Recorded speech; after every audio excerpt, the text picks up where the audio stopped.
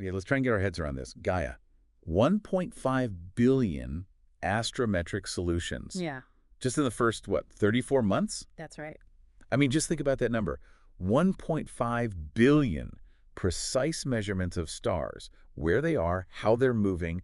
It's just a mountain of information. It really is almost impossible to picture. And the big question is, how do you even start to make sense of that? How do you turn that raw data into actual knowledge about the universe? Well, that's the fascinating part, isn't it? The transformation, it's like taking this incredibly dense raw material and refining it into something useful. Right. We're talking about extracting the actual chemical and physical properties of stars from all those measurements. Which is crucial, right, for understanding how stars work, how they evolve. Absolutely fundamental. I mean, if you want to understand stellar evolution or, the structure and history of the entire Milky Way, you need to know the properties of the individual stars within it. Yeah, and the context here is just wild. Think about it. For the last century, maybe more, ground-based telescopes gave us details for, what, maybe 2 million stars? And patchy coverage at that, lots of gaps. Exactly. So Gaia comes along with this comprehensive view of, well, over 1 billion stars. Yeah. It feels like a genuine revolution. It really is.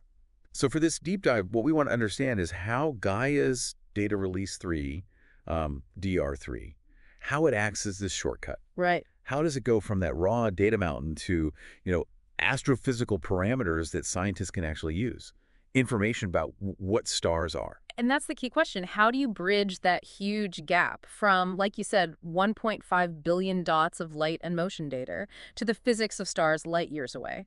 The answer lies with this huge international effort, the Gaia Data Processing and Analysis Consortium, DPAC. Right. And within DPAC, there's a specific group, Coordination Unit 8 or CU8. They're central to this. It's led now by Orla Creevy. And her presentation title says it all, doesn't it? A revolution in stellar astrophysics. It really captures the scale of it, yeah. And Cornbaylor Jones led it before her. A massive undertaking. And it's truly global, or at least European-wide.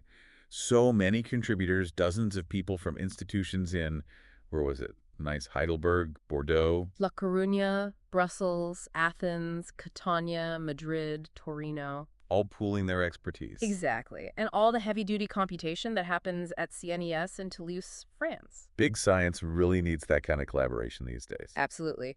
And right at the core of turning data into knowledge is the system called Apsis. Apsis. Yeah, the Astrophysical Parameters Inference System. You can think of it as the main brain, really. Okay. It takes the calibrated data, the BP and RP spectra, which sort of measure star colors. Like using different filters. Exactly. Gives clues about temperature. It also takes RVS spectra, the really precise position and motion data, the astrometry and photometry, which is brightness. Yeah. And it uses these really sophisticated automated techniques, machine learning in some cases, to figure out the key astrophysical properties. So Apsis is the engine. I think I saw it mentioned there were like 13 different modules inside it. Sounds complicated. Oh, it's incredibly sophisticated. It has to be, given the data volume. Each of those modules uses different combinations of the input data, different theoretical models. Okay, so different tools for different jobs, sort of. Pretty much. It allows for a multi-pronged attack on the data. And, if you really want the nitty-gritty details, there's a whole suite of papers that came out with DR3 explaining Apsis. Right, the instruction manuals for the machine. Yeah. I saw Creevy et al. Yeah. Gave the overview. Yeah, methods, data products, the tables in the archive. And Fusno et al. Yeah. Focused on the stars, Del Chambre et al. On the non-stellar stuff. Correct. And then others zoom right in. Andrea et al. Explain how they get parameters just from photometry. That's GSP found. GSP found, okay. Gracio Blanco et al. Detail getting info from the RVS spectra alone. GSP spec. GSP spec. And, Lanzafam et al. Look at really specific things, like stellar activity using calcium lines in the RVS data. Okay, let's dig into those general stellar parameterizers a bit. Yeah. GSP spec first. How does that work? How does it tell us about temperature or composition? So what GSP spec does is it takes the average RVS spectrum for a star. The light signature from the radial velocity spectrometer. Right. And it compares that observed spectrum against this huge library of theoretical spectra. These are generated by computer models, MRCS models mostly. Okay. These models cover a massive range of possible stellar atmospheres, different effective temperatures, TEF, surface gravity, log G, metallicity, MH. Metallicity being elements heavier than hydrogen and helium. because stars' basic ingredients. Exactly. And also alpha element abundances, things like oxygen, magnesium, Rfe, and even the amounts of individual chemical elements, XFA. Wow. So by finding the best match between the observed spectrum and the theoretical library, GSP spec infers those properties for the real star. It's like stellar forensics based on light. Like a cosmic fingerprint match. Got it. Okay, what about GSP Photo then? That uses the colors, right? The Okay. photometry. Precisely.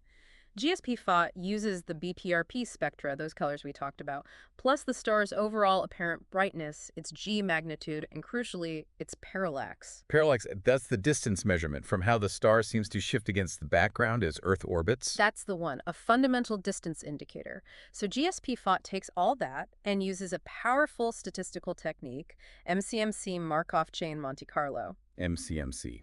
Sounds complex. It is, but think of it as a really clever way to explore all the possibilities and find the set of stellar properties that best explains all the observations simultaneously, accounting for uncertainties. Okay. And from that, it estimates a whole bunch of things, TEF, log, MH again, but also the star's intrinsic brightness, absolute magnitude, MG, its radius R, its distance again, and even how much dust is in the way. Dust. How does it figure that out? It estimates the extinction, how much light is blocked in different filters, Yeah. A0, AG, ABP, ARP, and the reddening, how the dust changes the star's color, e.g. PP, GRP. So GSP Photo uses brightness, color, and distance to build a profile, even seeing through the interstellar dust. Amazing. It's incredibly powerful. Okay, so those give us fundamental parameters. Mm-hmm. But Gaia sees all sorts of things, not just typical stars. It needs to classify them, right?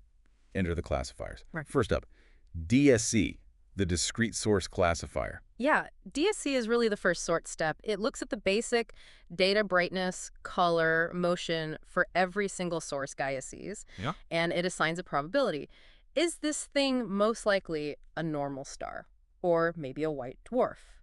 Or a physical binary system, two stars orbiting? Or is it something much further away, like a quasar? A quasar being that super bright core of a distant galaxy. Exactly, powered by a supermassive black hole. Or the fifth class, is it just a whole other galaxy? It's empirical, meaning it's based on the observed data patterns, not deep physics at this stage. So the sorting hat for the cosmos. Okay. Then for the things it flags as galaxies, there's the UGC, Unresolved Galaxy Classifier. Spot on. If DSC thinks something's likely a galaxy, UGC takes over. Its main job is to estimate the galaxy's redshift. Redshift, that tells us distance, right? Yeah. Because the universe is expanding. Pretty much.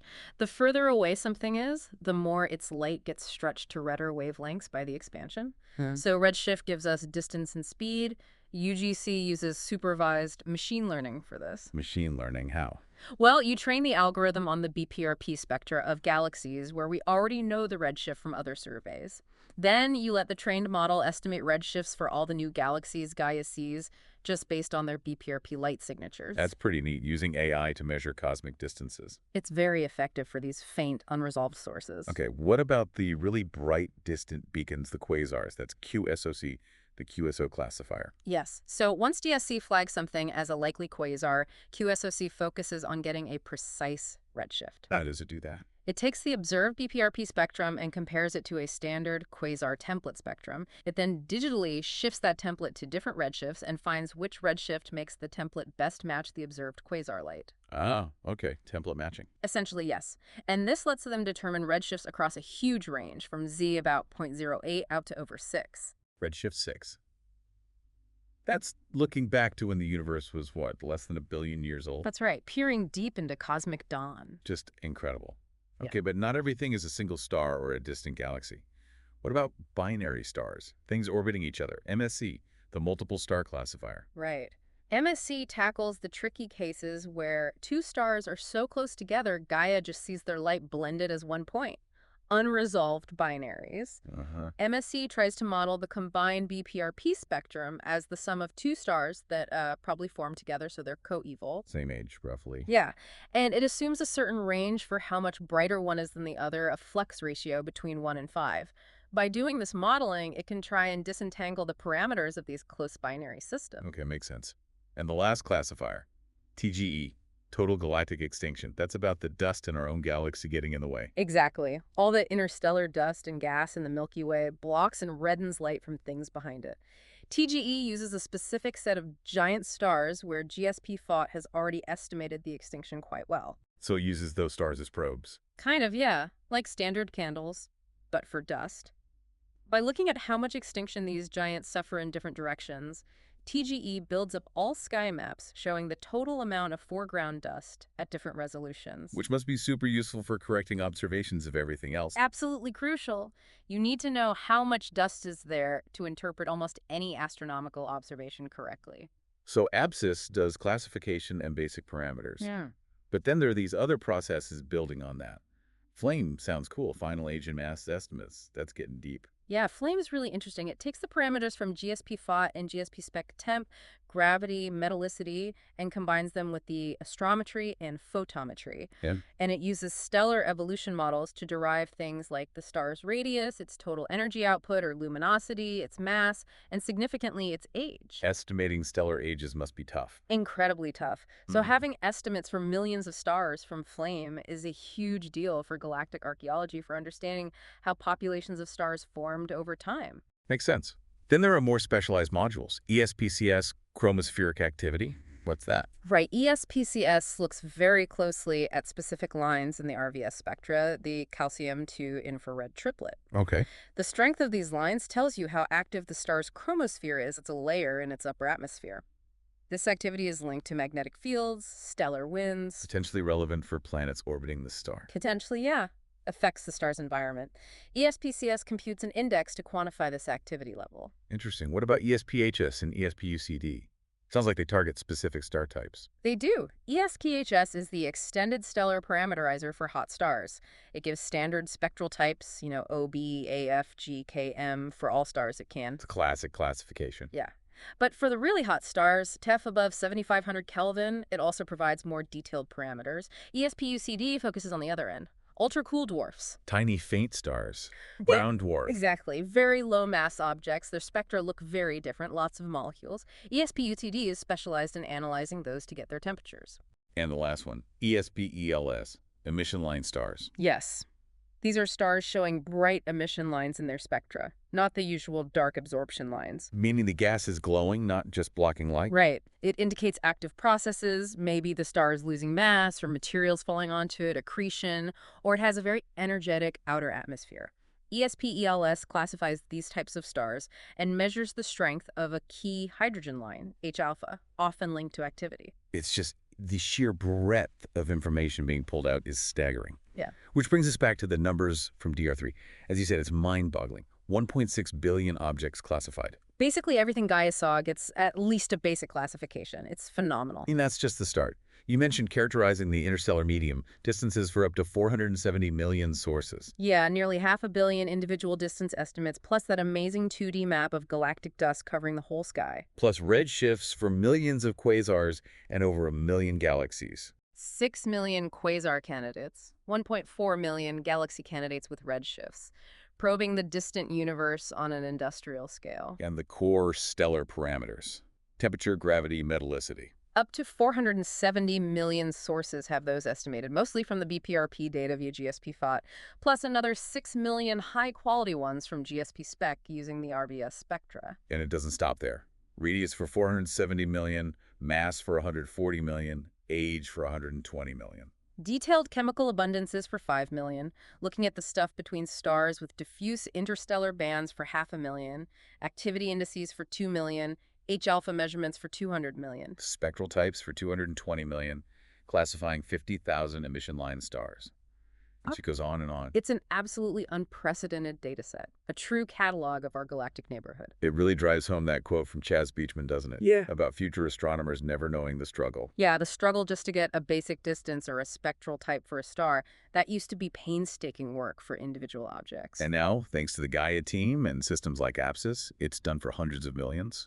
It's a complete paradigm shift in stellar and galactic astronomy. So just to kind of wrap our heads around the main point here, Gaia DR3, especially through this Apsis processing pipeline, has delivered this enormous, consistent database of properties for stars and other things. Yeah, homogeneous is a key word there. Everyone's measured and analyzed in a consistent way. And that consistency, that scale, it just transforms our ability to study stars, the Milky Way's history, its structure, everything. The aha moment, I think, is realizing that the work of a century, done piece by piece from the ground, has been surpassed in uniformity and scale by this automated pipeline working on space-based data. And for you listening, this isn't just numbers in a database. This is the foundation for so much future discovery. Absolutely. Think about understanding exoplanet host stars better, tracing the assembly history of our galaxy star by star. It gives us this incredibly detailed map, this census of the Milky Way that we just never had before. It really makes you stop and think. So maybe a final thought for you to ponder.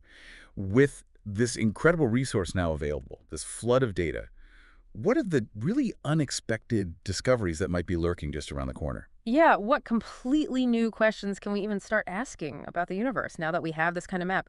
Questions maybe we couldn't even imagine before Gaia?